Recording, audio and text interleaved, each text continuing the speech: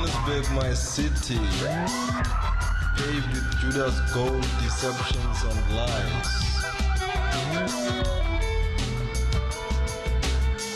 Dreams come here to die.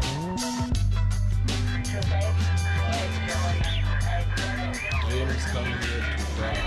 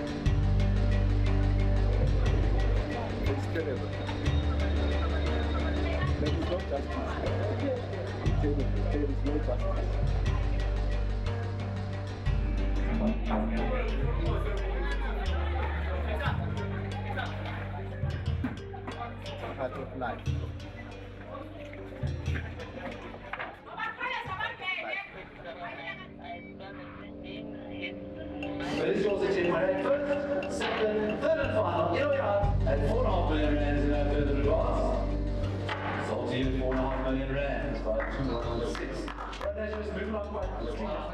We've got 217 Fox Street, City and Suburban. There's a nice Google shot taken from space.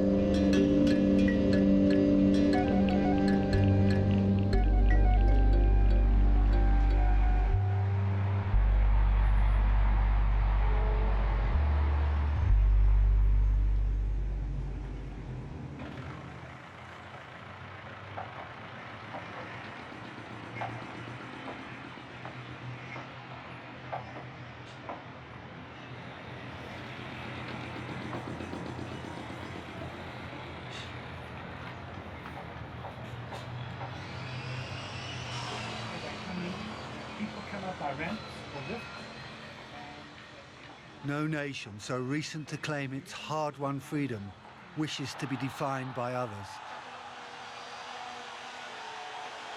Yet, when we won our bid for the World Cup, this resistance faded. We'd been chosen. In the eyes of the world, we were at last good enough. Or maybe it was just our chance to show what a free South Africa could achieve.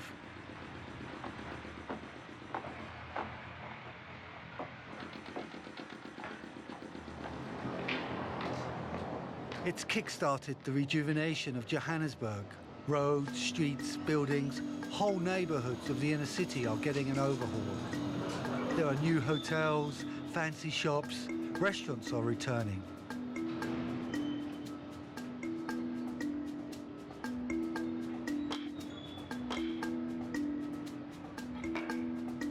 Slum buildings have become a characteristic of the inner city and are now being cleared out and sold off cheaply by the council to property companies. But these buildings are home to the city's poor that have been condemned as health hazards and havens of crime, which helps justify their removal. They are seen as the biggest obstacle to what the World Cup organisers call city beautification, a process we call urban renewal. It's as if our city is being reimagined by a handful of powerful property developers.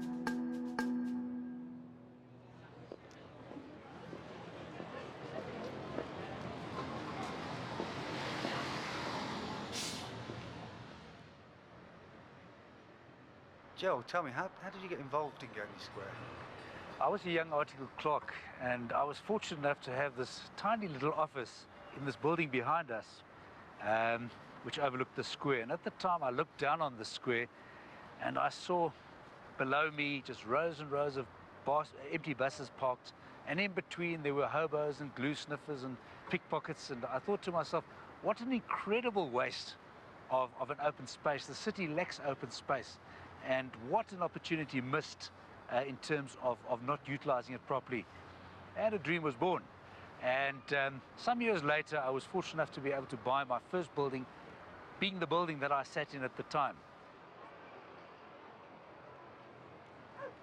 We've put our own security on the square, we've put our own cleaners on the square, and we've taken control of it. We manage it ourselves. The rest is there for you to see. We're now standing here at 5 o'clock in the afternoon. I want you to look around and see how many pieces of litter you see. Almost none, if I might be so presumptuous. Okay? And there are a huge number of people that pass through this every day, and we don't have crime on the square. This is the healthy part here. A mere block away, we have a derelict and unhealthy area. What turns you on about this? There's a lot of elements. You know, on a very basic level, some people like to restore old motor cars, and some people like to restore old furniture. And there's a hell of a kick in restoring an old city, especially the old buildings that are in it and the environment around it. And there's another level. There was a level I always believed it would become commercially a good investment. Third level was the one I've mentioned, that let's show that the city can become something again. Let's beat this negative sentiment that the city is dead forever. And I think we've done that.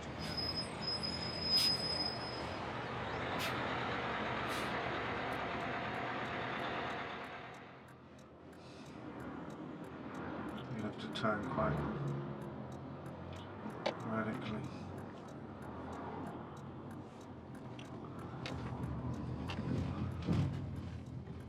Ellis Park Stadium precinct will be hosting a number of games, and a lot of work is being put into the area. World Cup organisers have banned trading within 2 kilometres of the stadiums on match days. The problem is, street trading is how thousands of people in the inner city make their money. Ellis Park slums are being demolished. The plan is to provide alternative low-cost housing for the displaced residents.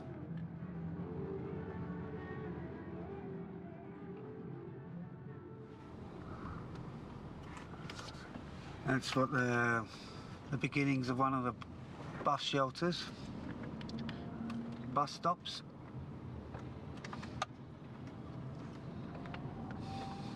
You know, they say it's what makes a city humane. It's essentially the transport system. Finally, we're getting a transport system in place. Ah, there's Ponty. You've got a spot in its heyday.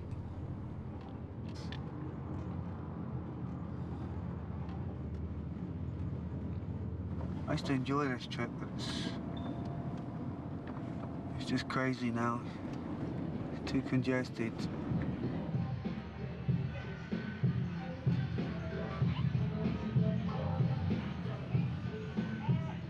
"15 years ago, a vibrant atmosphere revolved around here.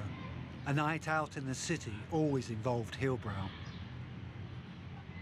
It's all gone downhill since then. Whole buildings of people are living without water and lights. Now it's a ghetto, a no-go area for people like me." We have many hijacked buildings in the city of Johannesburg.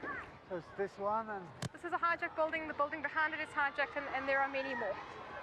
this one as well. There's another one just here. Where I should say we're in a particularly bad part of Hillbrow for that. Yeah. And the way that people hijack buildings, more or less, is that they take control of a building through violence, and then they basically force the people who live in the building to pay rent to them.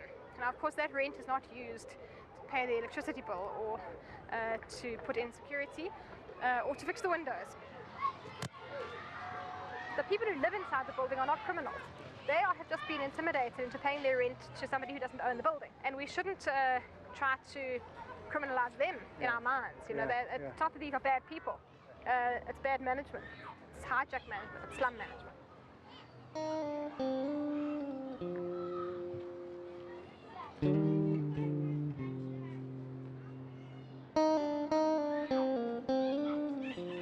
The fear of what our new democracy might mean led white inner city residents and businesses to flee en masse to the suburbs. Township dwellers moved in. Shortly after, they were joined by tens of thousands of rural South Africans and refugees from neighbouring countries, making these buildings home in the promise of a better life. This coming together soon led to conflict between them over scarce resources.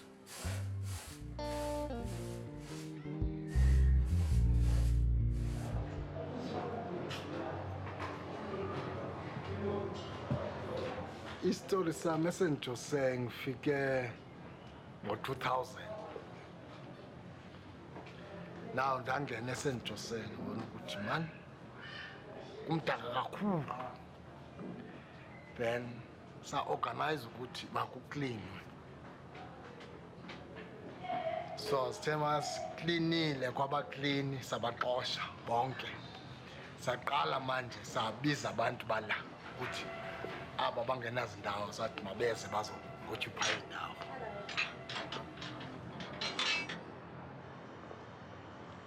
We are not far from Ellis Park, Johannesburg Stadium. That is why these guys now don't want to have this building like this next to the stadiums. Because their investments have been occupied by poor people. So they want to make fortunes out of people that are going to be allocated in here. Like, we are too poor to be in town. They wanted us to go to clip down in the shakes.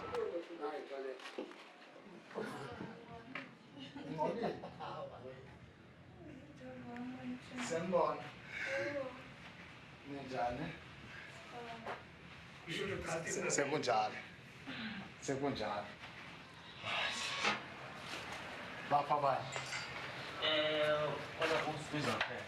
Usamele ubika umsebenzi. Kampokotela phela isikhwisa azolungisa ipaseji. Okay. Alungisa ipaseji. Manje ukhona inyanga S8. Njani? Njani? Sembon. Njani? Sekunjalo madoda. Irenti lesibhadalayo manje. Sibhadala irenti. Hey, because ningi le ndoda. Manje. Yebo. Wangishona phansi. Siyasebenza ngiyaqhubeka.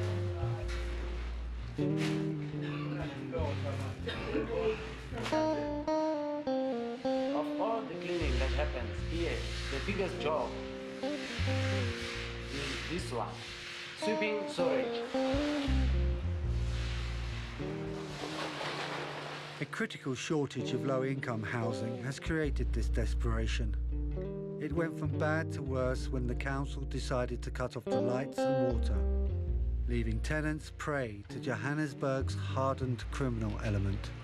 In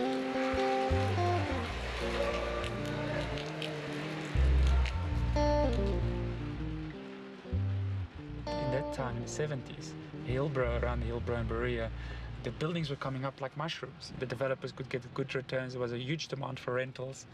And then where Ponty is now, it's quite a special place. So they decided to make a special building. And then they said, let's make a round building. And it was unique. But then what was funny, it was in 76, I think. The newspaper came up and they said it was the second ugliest building in Johannesburg after, which was quite funny because I don't think it's an ugly building. You know, everybody will tell us you're crazy. What do? You know, go and build somewhere else where your return is secured.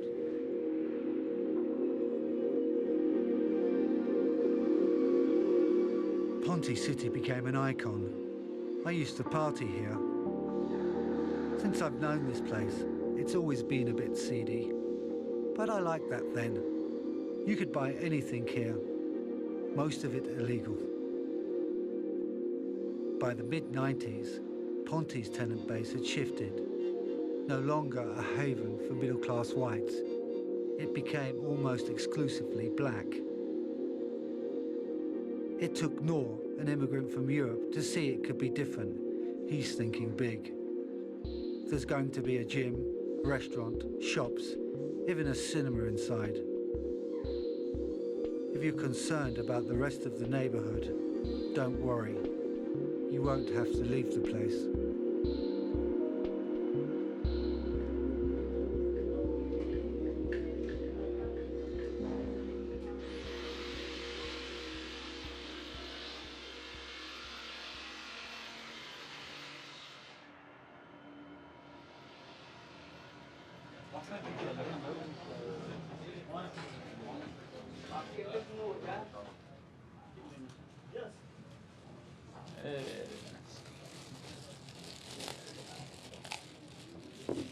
Very, very nice. I mean, how many are there? 140.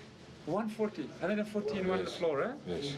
So, how long does it take to change? It's going to take them probably about 2 hours. Is it a problem? It's a problem. Where is Gavin? Where is Gavin? Let's look at Gavin.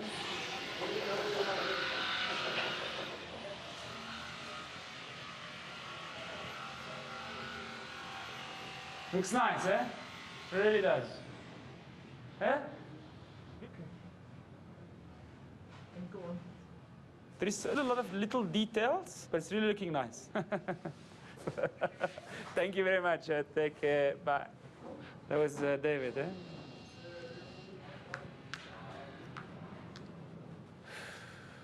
What do you think, Wayne? I think by tomorrow night, 78%. Tomorrow night? You know what I've dreamt about? I've dreamt about 100%. By Sunday, yes. No, it's impossible. I'll tell you why. Ik came down, eh?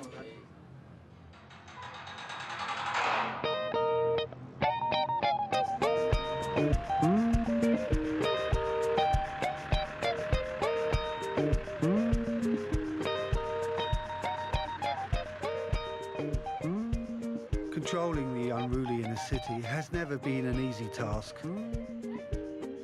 Not even the iron fist approach of apartheid could keep a handle on it. Back then, as soon as the old government scrapped rent controls, landlords began to ignore race laws designed to keep people apart. Rents skyrocketed. And the only way the new arrivals could afford to live in the city was by grouping together in overcrowded dwellings. Buildings deteriorated, and it all became very politicized. White landlords lost control of their properties, and many abandoned them. Ponty's developers have opted to create an exclusive, highly secured island in the middle of the city. The area around Ponty, I heard the government was putting in like 200 million into that whole area. They've approved about 2 billion rand in the inner city over 5 years. So that's the total piece of the pie.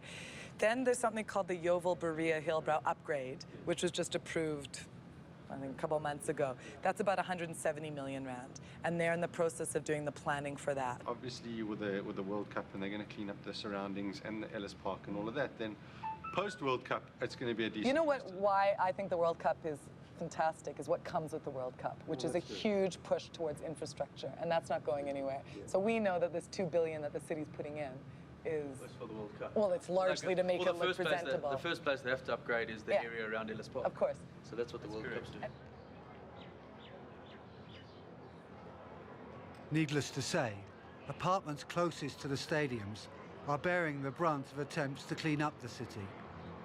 As the World Cup approaches, urban renewal is gathering momentum, and the tenants of so-called bad buildings have been targeted for removal. Residents and social activists are justifiably arguing for the poor's right to stay in the city. They are busy campaigning for the city council to assist in making these buildings habitable or provide alternative accommodation, and for this to become a constitutional right. 46.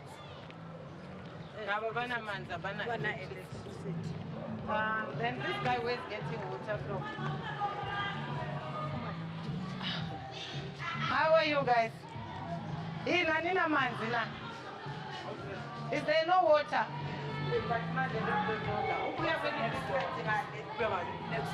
Oh. In a day, but every day we can just take this thing out. I mean, there's children. I'm sure there's flies here. Yeah, there's flies and also the infection, you know. We always clean. They just throw from 12th floor at Delft again. The Delft is a right flat, so they just spoil this place because it's already spoiled. You know? It's just like that. I need you, your voices. Let the government hear your voices. Let us go out there and shout and say, we need proper housing, we need proper sanitation. Okay, fine. If the owners of this building, they say they want their property, we don't deny that it's their properties. But what are you doing, the government? What are you doing, you, the city of Johannesburg, about the poor people? Where our social housing? Where our free water? Where is our free basic services? Okay, so we need to work together. Need to go to these meetings. We teach you about your rights, teach you how to recognize if somebody's coming with a fake eviction order so that you know. So you need to attend those things so that you should learn. As soon as the building is dirty, they target you. What I've seen now inside your building is my first time to get into this building. What I've seen at the back there, really it needs to, something should be done about it. You as the community staying here, you should sit down and say, how are we gonna clean this mess out?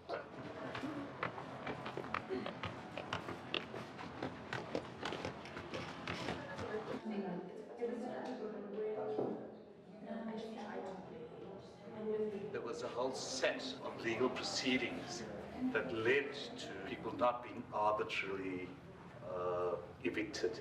Okay, so there was a set of legal proceedings there.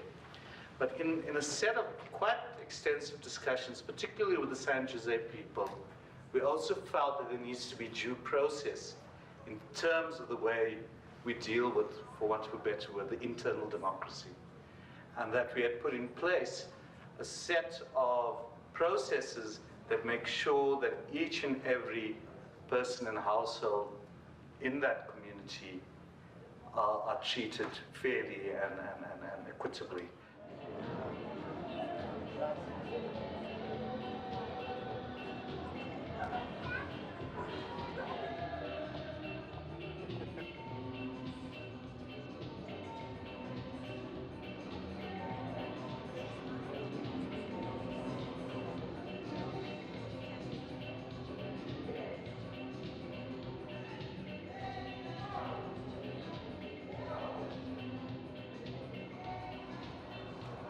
Obviously a huge risk we're taking here. It's a calculated risk. I mean, everything comes with risk nowadays, but it's a very much calculated risk. To be honest, I feel very comfortable at this stage. What happens if you don't sell the 311 units? Then we have a problem. Then we have a big problem. Then we have a concrete building and no sales. But I'm optimal. Cheers.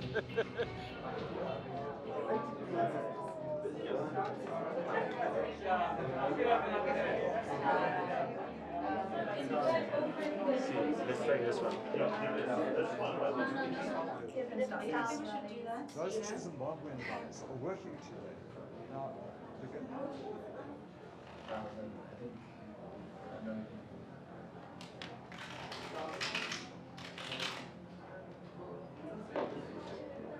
Middle income residential property has become very important, and lots of people, salaried people who need places to live, are no longer wanting to live far north or far south. People are wanting to live in the city. You know, the thing about urban regeneration is that it happens building by building, and unfortunately there are no shortcuts. Every building has got to be revamped, and every block of the public environment has also got to be revamped. In other words, it takes time. And it can't be done through some sort of a stroke of a pen, some sort of a magic bullet. One just has to patiently go through the work, block by block, building by building. The fact that people are investing in Ponty says that the investment community believes that this area is going to show greater value in the future, and I've got no doubt that that is the case.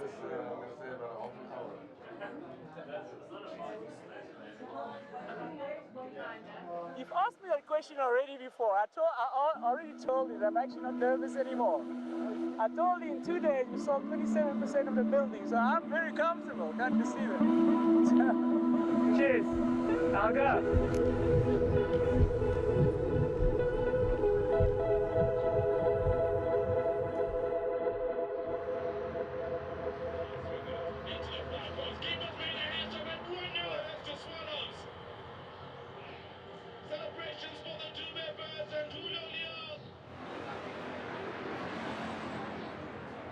Every day, 500,000 people travel into the city for work. It's a legacy of residential segregation. A consequence of this has been the rapid growth of the taxi industry. The Ria Vaya, our new public transport system, was part of our World Cup bid. For Johannesburg's commuters, it's a far more reliable and safer mode of transport.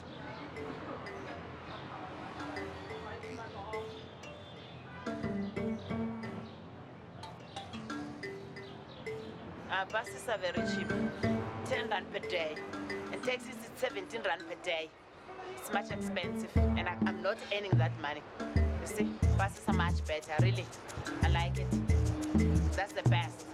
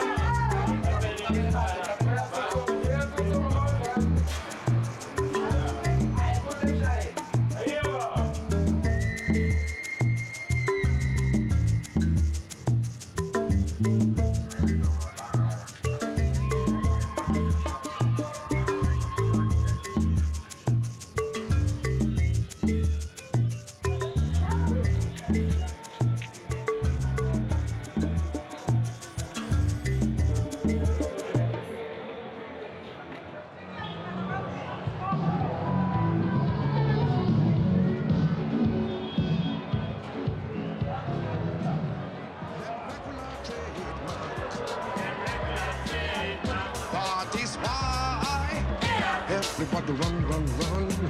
Everybody scatter, scatter. Taxi owners fearing loss of income and jobs are protesting, often violently. And it's the commuters who suffer. Another consequence of urban renewal. Perhaps the deeper issue here is our failure to provide enough low-cost accommodation in the city. A failure to confront the legacy of apartheid urban planning. Bad building or a group of bad buildings pull down the entire area around them. I, for example, have a building which I spent a lot of money on. Right next door to it is a squatter building. They're constantly breaking in, they're throwing their garbage and their sewage onto my property. Of course, that's not the way to attract clients or tenants to your premises, and therefore that becomes one of the more difficult buildings for me to let. You see, this is pretty much what I mean. This is the kind of stuff I've been talking about. You can have a look over here.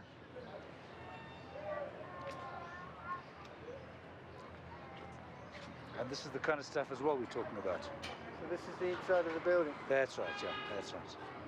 Okay. So people actually living behind these? In these little shacks. People live within this place, in these shacks without sewage, as you may have smelt. So they've built shacks inside the building? That's right, that's right. Other people, they're not around. They're at work. Yeah. You can see it's quiet like now.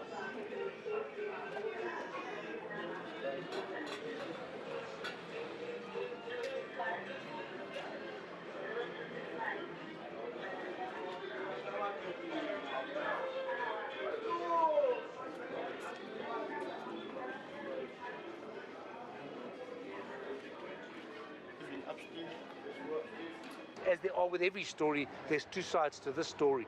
There's the plight of these poor people that have to live here. There's also the situation where somebody paid a lot of money for these buildings and now has no value. There's a third story in this case, is the city wants to see revival, and of course this kind of setup does retard revival. Yeah. I mean, Gerald, you're saying they're changing the law? At the end of the day, they shouldn't really change the law, in my humble opinion. They should deal with the problem rather than circumvent it. Yeah. They should find alternate homes use their money for those purposes, let these people have somewhere to have a new start in life, and then we can get on with the business of reviving the city.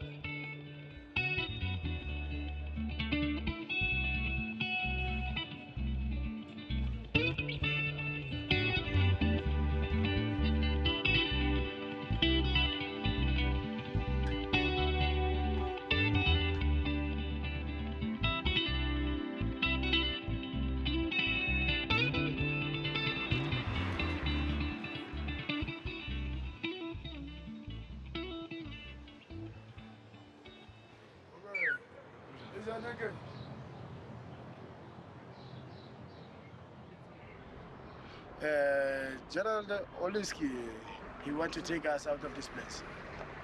He told us that he will give us 1,500 rands. I refuse, because 1,500 can't give us a place to stay. It's doing the right thing to push the government to give us a place to stay. Because here, we don't have water. We don't have toilets. You got electricity? Yes, we do have electricity. Is it legal? No, it's not legal. It's illegal. No.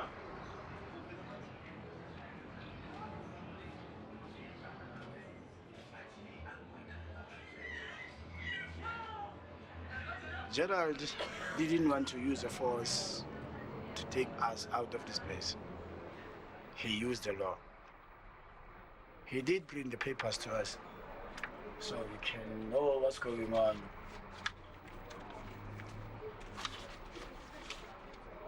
Here's the papers, he did give it to us. They asked us, do we need this place? We told them, we don't need this place. We just need the government to give us the place they did promise us.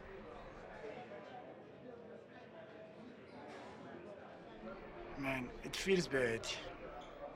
It's not safe here, because you can't leave so easily. When you just go out, maybe you go to the shop, you must ask someone to look after your room. Because if you don't do that, some guys here, they break our rooms and steal our stuffs. My hope is that the government, they may please give us a place to stay, so we can know we are saved.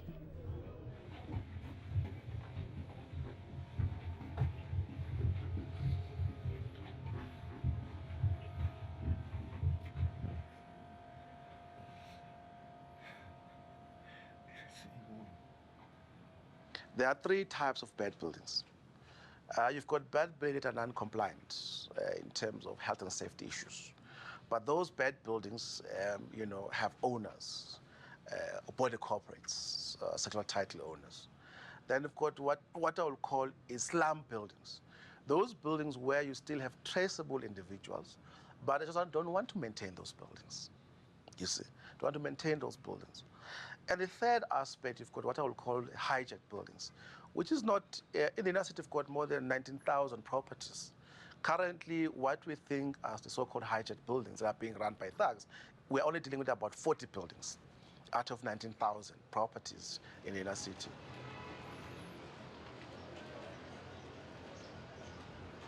Chelsea Hotel is part of our transitional housing program. Very exciting.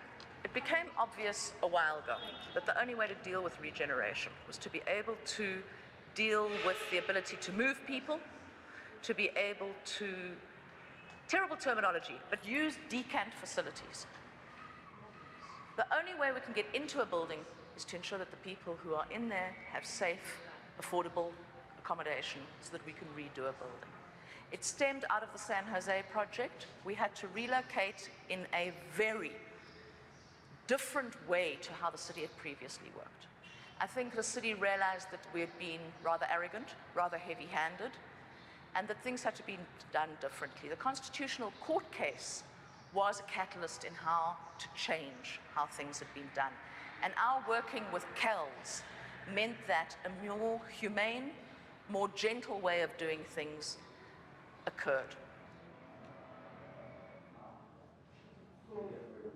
I think there's a schizophrenia in the city. I think that the mayor and the administration have a very strange idea about what a city is. I think they certainly have this preoccupation with the world-class idea, which I believe they have a sense of some pristine, very clean city. And if you go around the world to most of the big cities in the world, that is certainly not the case.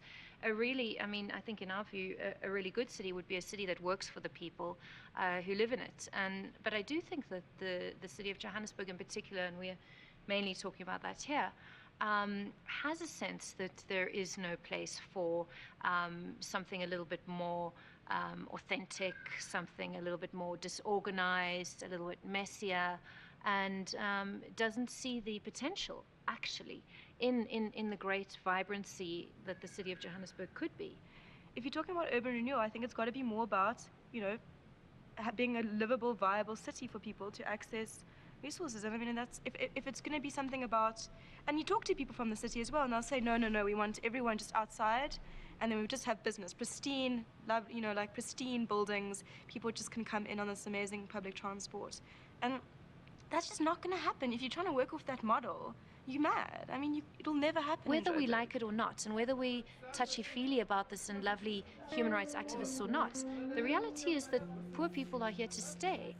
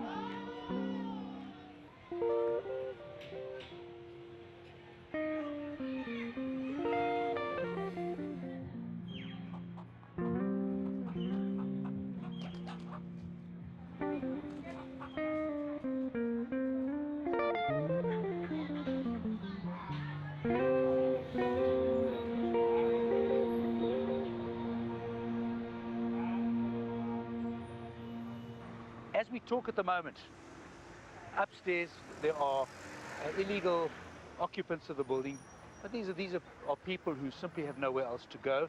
There is a policy to move people out of building by force through the institution called the Red Ants.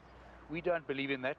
As I talk to you now, my people are upstairs negotiating with the residents as to what terms would be okay for them to move out. We will be funding them to some extent, relocation fees and so on, and that is the approach that we believe is the correct one, and it is well appreciated. There were no notice, not even a day notice. They just came, they asked them to move out. Because I have a family. They put them like a goat. No, I'm very pleased we're doing this because let's they put them like a goat, like they're not human beings. This man and I sat in the office November last year. His name is Prince. You can come and see the shop. And Prince and I sat in November last year and we discussed the possibility that this is now going to happen. That's 4 months ago. So the reality is he had also been given notice. A representative was supposed to come see them last week. And at the end of the day, of course, we have to get to a point where if we are going to develop it, we have to remove it. These are people who don't pay rent, who didn't pay rent. They do pay rent. We are paying rent. They are paying for the light. They are paying to steep power. We are paying for the light. We are paying the rent. Computers. Okay. You can go and see it. We show you. Okay. We're waiting for the police to come and investigate it. I'm the owner of the building and nobody paid me rent, So if they paid city power, it's actually on an illegal connection as well because technically the city should not give electricity to the non-owners, but somehow they managed to achieve that. That is the money they're talking about that they pay. They pay nobody rent, they pay electricity, and of course in the interest of progress we have to do it. They're paying rent. If you interview them, they're paying rent. We are paying rent. They just treat them like a dog. Can I say something? Okay, can I say something to you guys? It's what I said to this man yesterday. Firstly, he's had plenty notice. Secondly, there's plenty shops in town, and anybody who wants to conduct business, I believe, should pay rent. You can't have it for nothing. Upstairs, if you know your representatives at the moment upstairs are talking to my people so that we can negotiate a nice way for us to deal with this situation. Because we are poor, we are treating us like this because we have money. We are playing to our living. Now they you drove them away, their property have lost. You drove them away, they don't have any property anymore. Now they are this.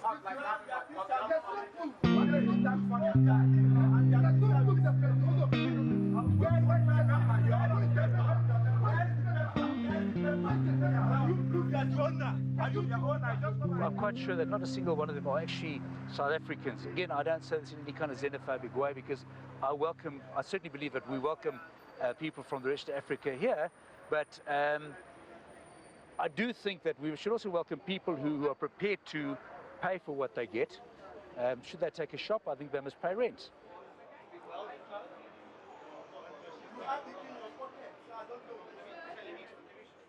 To evict people, there is a cost.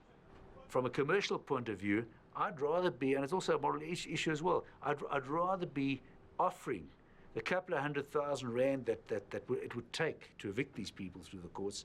I'd rather be offering it to people as incentive to leave of their own free will. Certainly from a moral point of view, it's a lot more dignified. People leave, they're not physically assaulted and thrown out of the place, which I understand is the process. The tactic to pay his tenants a few R1,000 to move out doesn't solve their long-term problem. Moving out of the city, far away from their source of income, is not an option.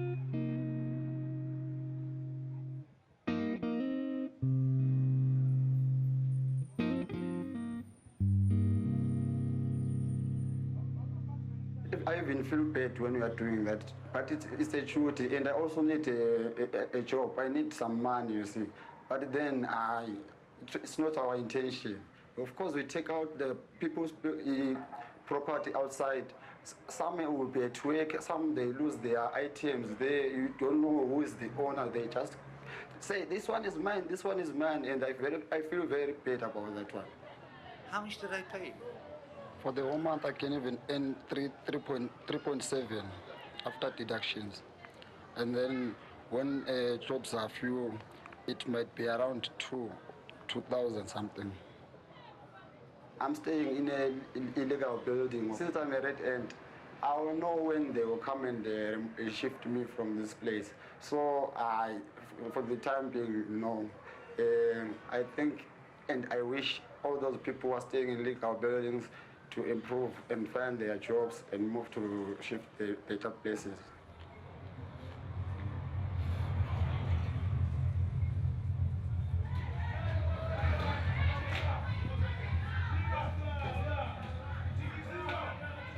The Red Ants have 20,000 men on their books, a chilling reminder of our past. Dire poverty makes it easy to recruit Africans to fight proxy wars against each other, to be used once again as a mercenary force.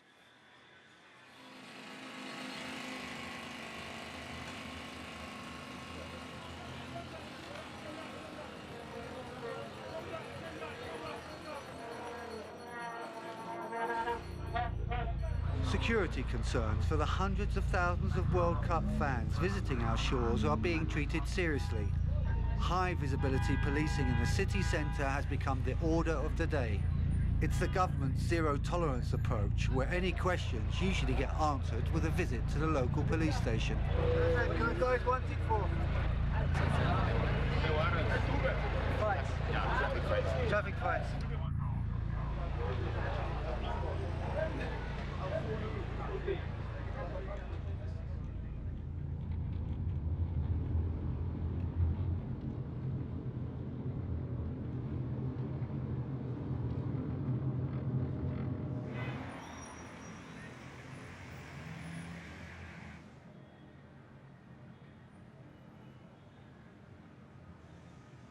The last time we did an interview, we were at the top of there, I think. Right. Floor 54. Yep. It collapsed. I mean, the guys... What's your take on what happened with those developers?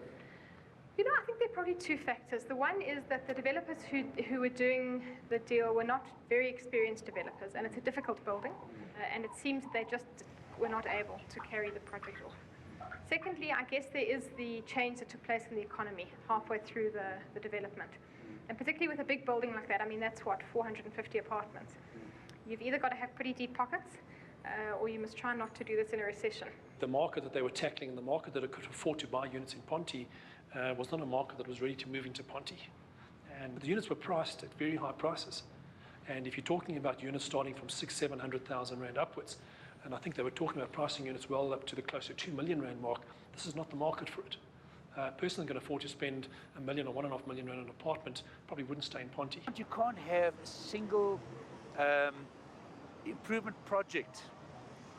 In other words, an island of improvement in a sea of derelict. It has to be done with a holistic view. You have to have a certain critical mass, because nobody's going to move into and pay a pretty decent rent in a building that sits amongst other buildings that are merely slum buildings.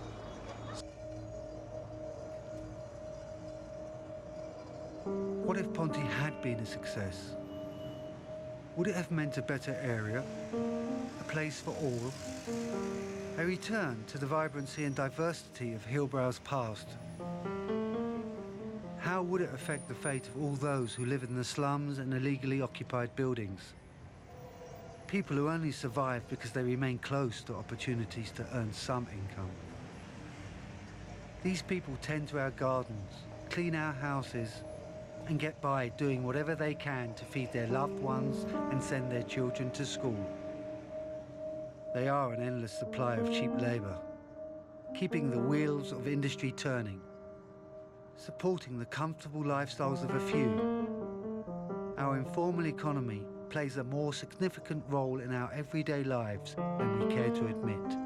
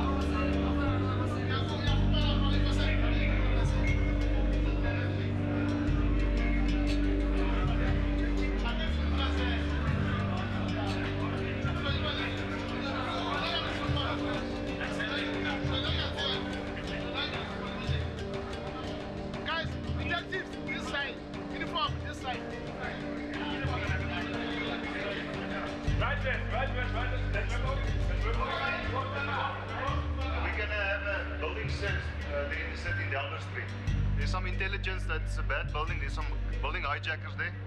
So we're just gonna go in floor by floor and we're gonna sort it out. Search thoroughly. Okay, we look for firearms, we look for drugs, stolen stuff, and if there's undocumented persons, we take them in. I think the Johannesburg crime prevention guys, you go all to the top floor, and the CCU guys, you take the bottom floor. Questions? Remarks? Thanks. Yeah. Let's work together as one and make sure that we fight this crime. Let us not kiss crime, as our National Commissioner said. We're not going to kiss crime. We're not going to kiss criminals. Let's go in there and enforce law. If there's any problem, we are here to stand for that problem. Okay?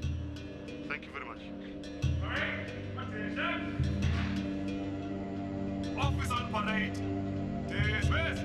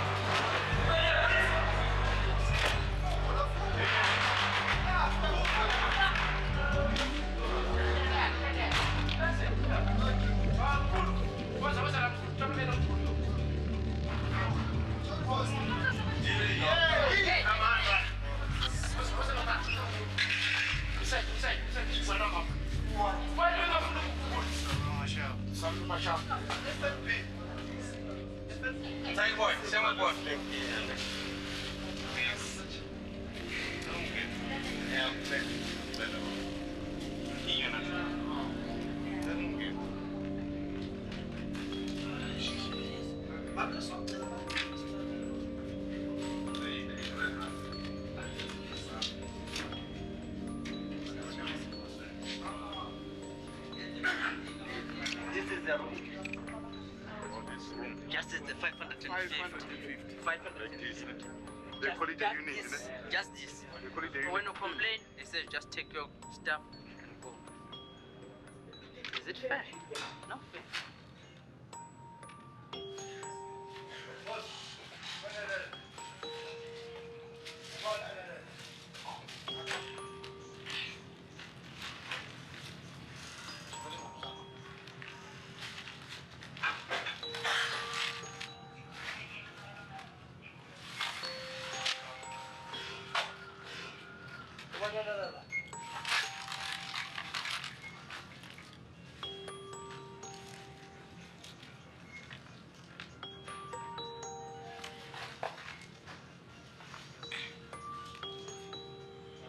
It's going to stop.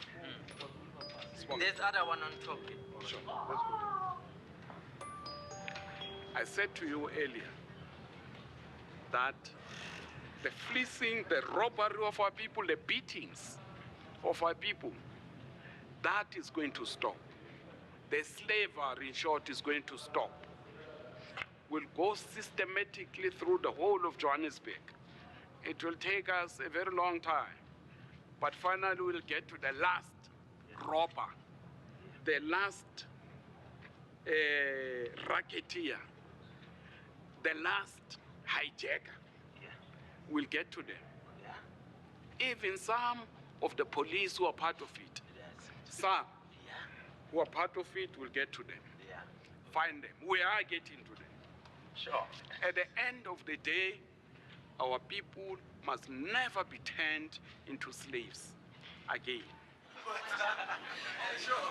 The police raid was aimed at the building hijackers, but it seemed that the problem wasn't the hijackers at all. It was disgruntled tenants unhappy with the landlord. These continuous swoops on the city and its so-called bad buildings is beginning to feel like a declaration of war on the poor.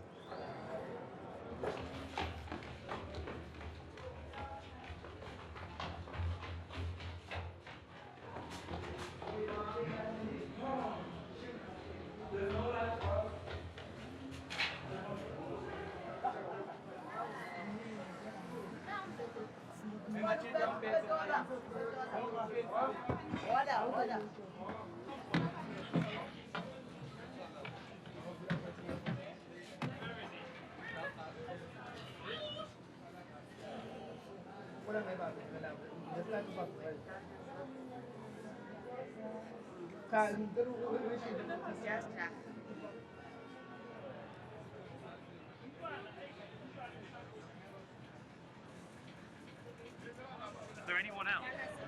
Just him. Okay, so it's just Isa Madlala.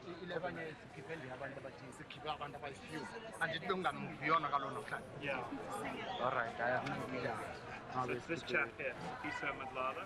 It's a very big moment since this is a first time that council accommodates people whom they purported to evict from a building. They wanted to evict us from this building, and eventually the courts forced their hand to allocate us a building, and now we are moving. It's historic in the sense that it has never happened before. It's the first time that it's happening. And it's historic in the sense that it's a usual thing that people are being thrown into streets and they're being evicted from the buildings. But this time round, the South African government is now doing what it's supposed to do, taking care of its constitutional obligations.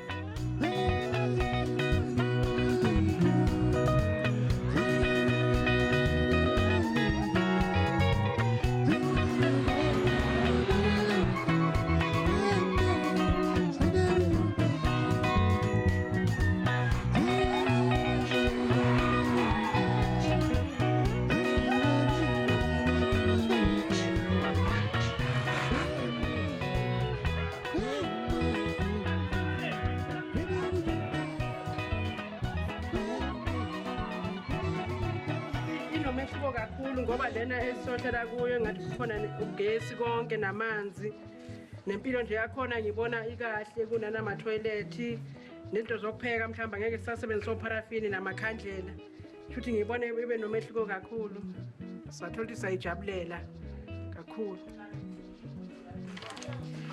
wasempakishini impahla sesizihlambile sapakisha ke esihamba naso angisezokhanyisa ikhandlela jabule kakhulu namakhaza futhi angisezuwezwa ngoba manje ngiye endaweni efudumele.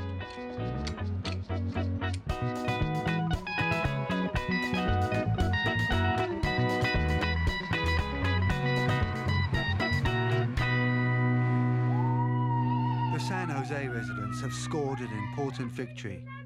On the day of the move, the excitement is contagious. Their place in the city has been secured for the moment. The court ruling has forced the council to provide alternative accommodation. They are moving into a converted hospital in the inner city. It's temporary, low-cost housing where each family unit gets allocated a room. Toilets and kitchens are shared. It's not great, but it's home, for now.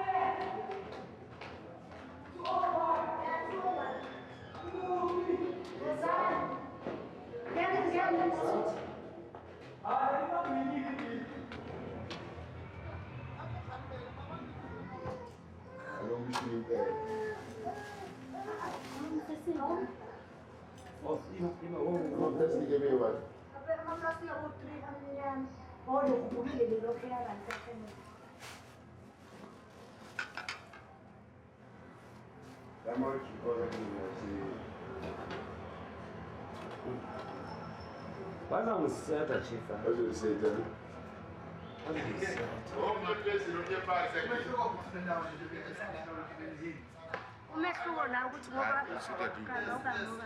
umehluko la ukuthi ngoba lapha kube kungena nje nombani nezigebengu zingalo zingena zibulala endlini so la umehluko omkhulu kakhulu ngoba umuntu nazongena la kuzofuneka enze umuno rafuna ukuthi yakubani abuze ukuthi yakubani uyaqamba uyangena lapha so uyamazi ukuthi kunomuntu ozayo ayibona umuntu asenokho eminyango besingavikelekanga but besingenanda ukuhlala besihleli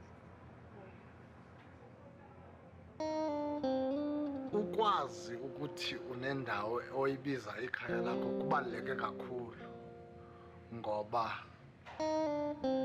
naxa ulala ubuthongo obupholileyo awulali ngexhala so at least sifumana si-relieved a bit of relieved now because yonke into it's going according to ilaw umthetho.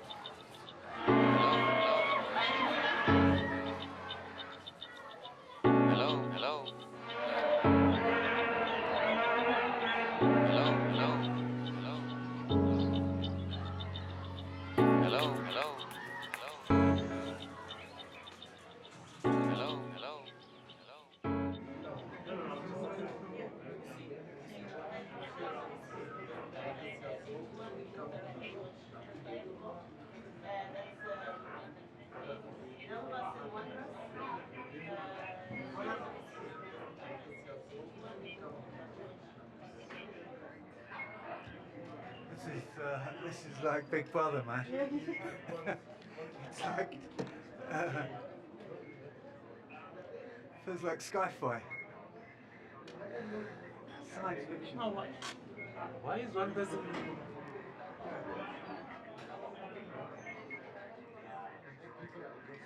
Main von Brandis, yeah. Is there many incidences there?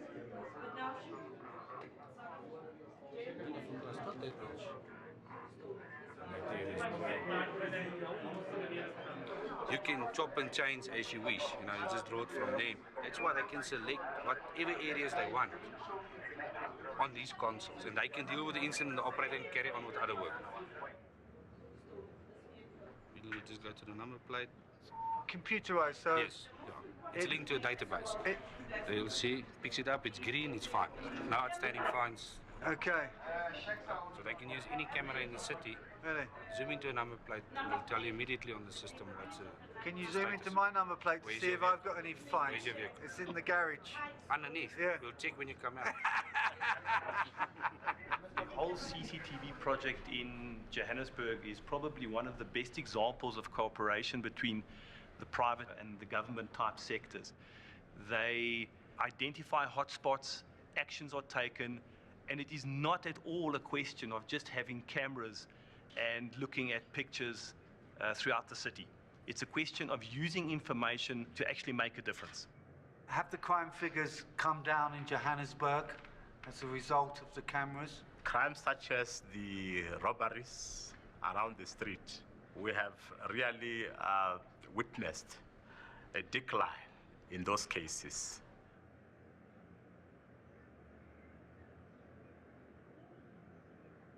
And crime is combated not only when the suspect is arrested, but when he's convicted in court. Can I find out if these footages have been presented in court as evidence against suspects? After the suspect has been apprehended, there's a camera at the corner street. That's why the operator was following the guy. He gets taken to the camera and they say, look up here. So his face is there.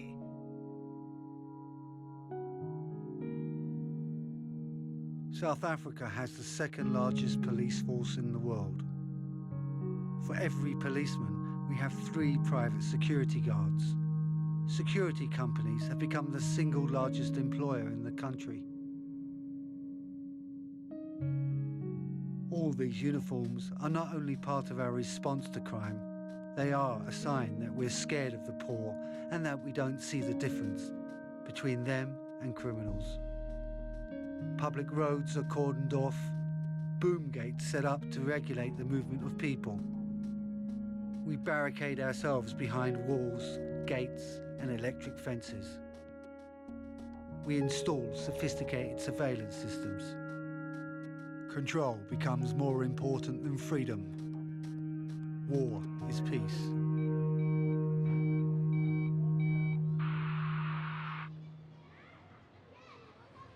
And it took the council a long, long time to get it evicted, and it shouldn't have. Because in 2005, basically what happened, we got together and we agreed that there would be a policy for the transitional housing. If they would have acted in 2005, they then could have gone to the judge and said, Your Honour, we have got the accommodation, let's move them out, and then they could have started refurbing the building. Brian, these guys originally wanted to renovate and run this building themselves. What do you think about that? Guys on cuckoo land. No, absolutely not. Firstly, they haven't got the expertise. Secondly, who's the boss? You see this, I'm saying to you, it's going to be run by committee, and it never works by committee. And thirdly, it's a criminal element that's running the building ultimately behind the scenes. So who takes over what, and there's going to be intimidation, and it just doesn't work. And there's also millions involved in refurbing a building like this. The building has had it. So there's no electricity, there's no plumbing, there's nothing. It's literally walls, and that's it. What's it going to cost you to refurb this building? This is probably going to cost in the vicinity of 5-6 million to refurb.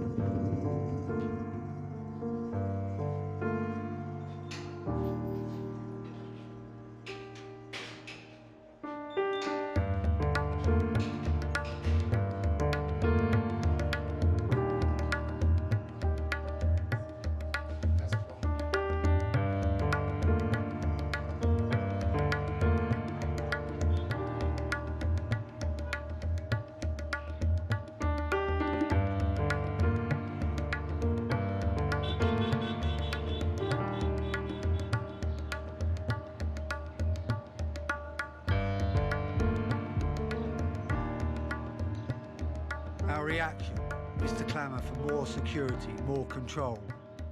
While rejuvenation is welcome, if we're not careful, it will continue to undermine our attempt to build an inclusive democracy.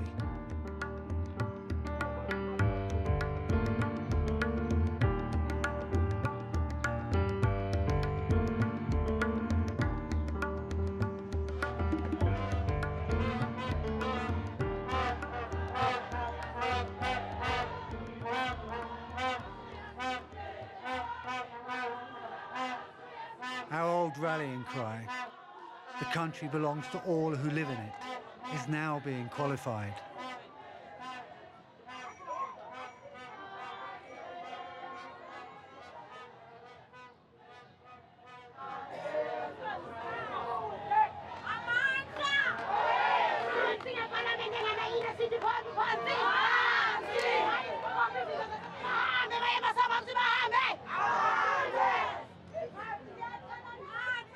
All around me, there's massive social need.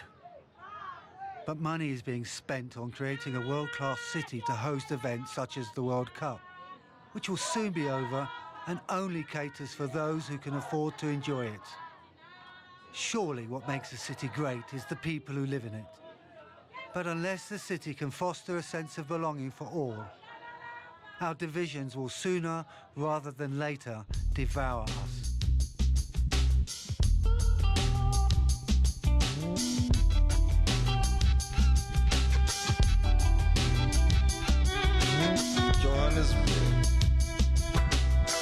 Johannesburg, my city, paved with Judas gold, deceptions and lies. Dreams come here to die.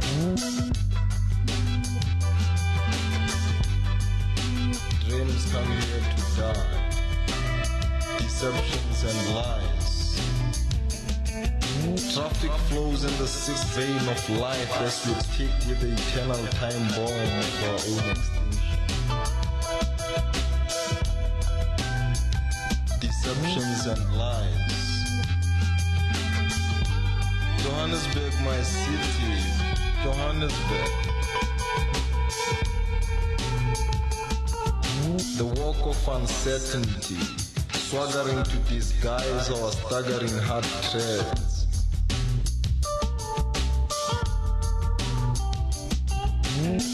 We are all recession whipped into the repression machine. Nothing is secure. We're all recession whipped into the repression machine.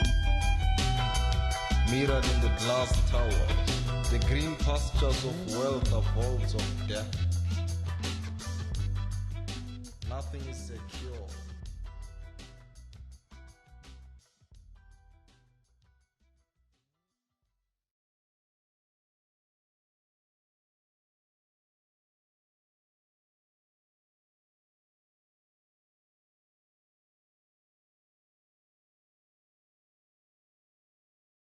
Hi, thank you for watching. If you like this documentary and are interested in content just like this, please don't forget to click the like button and subscribe button just below the video. Thank you.